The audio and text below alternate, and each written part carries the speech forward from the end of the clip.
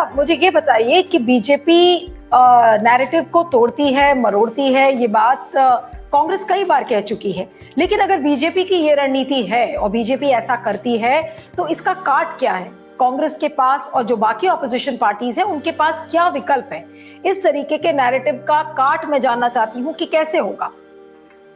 नीलू जी, हम लोग सच और ईमानदारी के साथ चलेंगे। लोकतंत्र है, लोकतंत्र में जो कानून का शासन होता है हम उसको नहीं छोड़ेंगे। इस देश की आजादी के लिए इस कांग्रेस ने बहुत कुछ खोया है, बहुत कुछ दिया है, वो किसी पे कोई एहसान नहीं है। वो कांग्रेस ने इस देश की आजादी के अंदर अपने कौन कौन से नेता और कौन कौन से विभूतियों को निछावर कर दिया, वो हमें इनसे बताने की जरूरत नहीं है। जिनके पास एक बुत लगाने के लिए नहीं है, वो बुत भी किसका लगाते हैं इस देश के अंदर? सुभाष चंद्र बोस का, जो कांग्रेस के प्रेसिडेंट थे, उनको अपना बताना चाह रहे हैं। सरदार पटेल का, जिन्होंने सारी जिंदगी आरएसएस तक को बैन कर दिया, उनके बारे में बुत लगा के अपनी अपनी कहानियां गाते हैं। जिस 1925 में आरएसएस बनी, एक व्यक्ति देश के मूवमेंट से जुड़ा हुआ नहीं था। एक व्यक्ति ऐसा नहीं था जो अंग्रेजों के खिलाफ लड़ा हो। बुत किसका लड़ाएंगे? सावरकर का, जो झूठ बोल के, माफिया मांग के, और क्या क्या किताबों में लिखा है, क्या क्या गलत कहें। हम तो उनकी बात भी नहीं करना चाहते। हम अपना मुंह गंदा करना नहीं चाहते ऐसे लोगों की बात करके। अपने आप को किनको विभूतियां बता रहे हैं, उनके बारे में कुछ बता तो दीजिए। बताने को कुछ नहीं है। बुत किसके लगाए? कांग्रेस अध्यक्षों के। तो आप समझिए, इन लोगों के पास कुछ नहीं है झूठ परोसने के अलावा। ये फिरका परस्ती ताकते और जो फासिस्ट होते हैं, उनका एक तरीका होता है काम करने का। सामने वाले पे झूठ परोसते रहो, अपनी बात कहते रहो, उनकी बात बिल्कुल नहीं मानो, सब बातें झुठला दो, और उसके बाद ये कहते रहो कि हम तो सच्चे और ईमानदार हैं, आप ही गलत हैं। जिस तरह से ये कह दिया गया कि देश 1947 में आजाद नहीं हुआ, देश तो 2014 में आजाद हुआ है।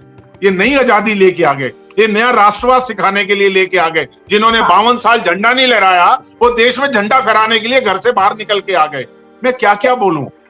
Okay Bhatia ji, let me go to Vinod ji now. Vinod ji, मुझे ये बताइए कि जो बीजेपी पे बार बार आरोप लगता है कि बीजेपी ने मीडिया को कैप्चर कर रखा है, इसलिए मीडिया स्वतंत्रता से जो चीजें दिखानी चाहिए, और राहुल गांधी की स्पीच के बारे में भी दिखानी चाहिए जिसको लेकर इतना बवाल है, तो ये बीजेपी का जो झूठा नैरेटिव है या कथाकथित तरीके से जो बीजेपी अपनी रणनीति को कर रही है, क्या ये जब आज राहुल गांधी के ऊपर नैतिकता का सवाल खड़ा हो रहा है कि क्या उनको नैतिक आधार है लोकतंत्र के बारे में बात करने का, तो आज बीजेपी की नैतिकता का क्या, जब इस तरीके का झूठ, जो कि कांग्रेस का आरोप है कि झूठ परोसने की कोशिश कर रही है बीजेपी, तो बीजेपी को कितना नैतिक आधार है इस तरीके के बातों का?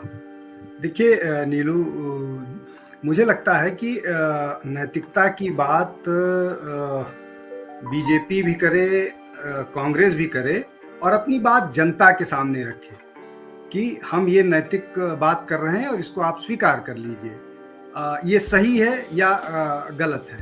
अब जैसे झूठ परोसने की बात कही जाए कि बीजेपी झूठ परोसती है, ऐसा ही आरोप कांग्रेस पर लगता है कि कांग्रेस झूठ परोसती है। ये बात भी कही जा रही है कि कांग्रेस के नेता राहुल गांधी ने ऐसा कुछ नहीं बोला जिसको कंट्रोवर्शियल। मैं दो चीजें सिर्फ बोल दे रहा हूं।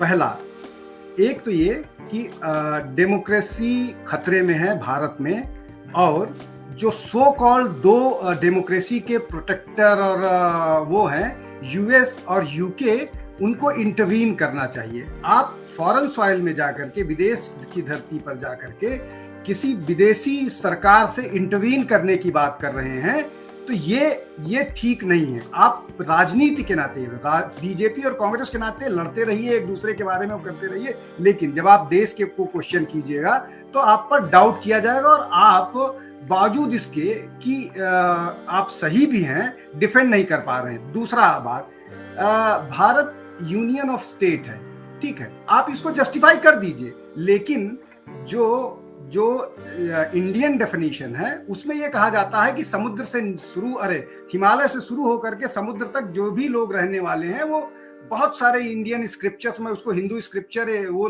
मानता ही नहीं, उसको इंडियन स्क्रिप्चर, संस्कृत के स्क्रिप्चर्स में लिखा हुआ है कि ये भारत की एक परिभाषा है कि ये भारत है। आप उसको भी डिनाई कर रहे हैं, तो आप डिनाई कीजिए।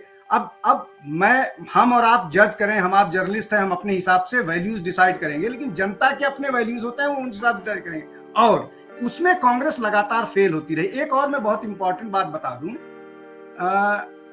मसला नैरेटिव का ही है, आप चीजों को कैसे रखते हैं।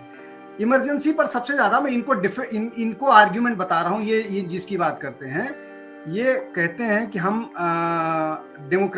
इमरजेंसी पर ये डिफेंसिव हो जाते हैं। भाई इमरजेंसी तो कॉन्स्टिट्यूशनल प्रोविजन था ना, लेकिन उसका मिसयूज किया गया था, इसलिए आप गलत हैं। तो जो भी और उस मिसयूज को जनता के सामने लेकर कौन गया?